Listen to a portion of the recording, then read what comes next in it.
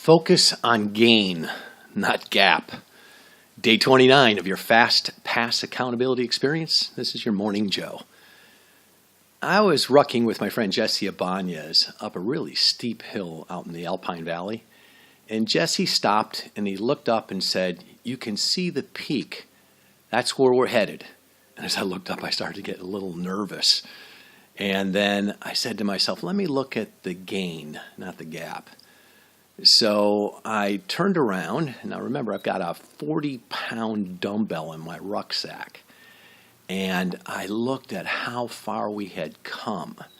And as soon as I did that, the dumbbell felt lighter.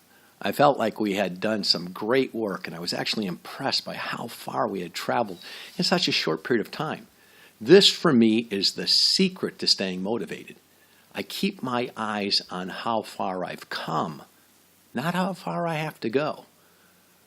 The way you measure your progress and achievement is crucial to you and can make all the difference when it comes to your sense of achievement, happiness, and just overall satisfaction.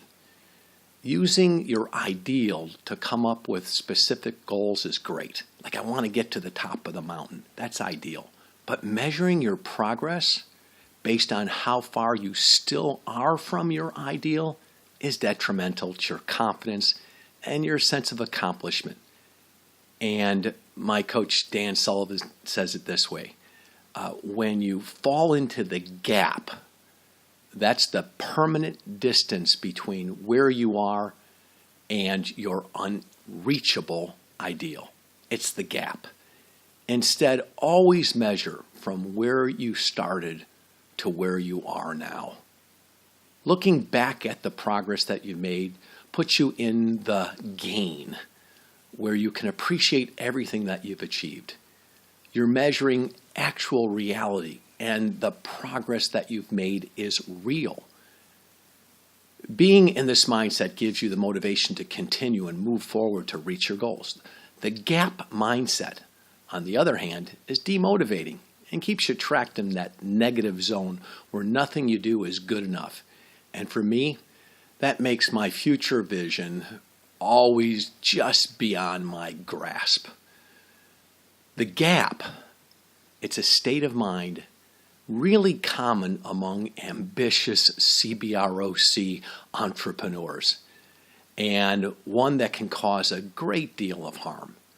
Now, quite simply, the gap is the space between where we are currently in any given situation and where we want to be, our ideal. We mentally measure our progress. And here's where it gets tricky. Most of us measure forward, looking ahead at the ideal goal and seeing that we're always kind of falling short. And any tendency towards perfectionism makes it even worse. Measuring backwards, we can immediately see the progress that we've made. The feeling of accomplishment, even in small steps, keeps us moving forward with confidence rather than falling into the gap and all the feelings that come along with that, like failure, not moving fast, not good enough. But measuring backwards is how goals are reached and fulfilled. Now, it sounds logical and it sounds simple, but we need to focus on looking at the gains, not the gap. So right now, look at how far you've come since we've started 29 days ago. Look how far you've come with your wind down ritual. Not how far you have to go, but how far you've come. Look how far you've come with your smart start morning ritual. Not how far you have to go to be perfect, but how far you've come so far. Even with your self-care, how far have you come? Look at your progress, not how far you have to go. The 6 most important things. Many of you never did this in your life ever, and now you're doing it maybe regularly. Look how far you've come, not how far you have to go. 1 to 3 complete communications a day. How far have you come? Versus how far you have to go to get to the ideal. Engaging with 1 stranger a day. Look how far you have come, not how far you have to go. Look at the gain, not at the gap. So before you do whatever you're going to do next, just take a couple minutes right now and just reflect on this message. And then write down 10 or 12 words in your Fast Pass Accountability journal right there on day number 29.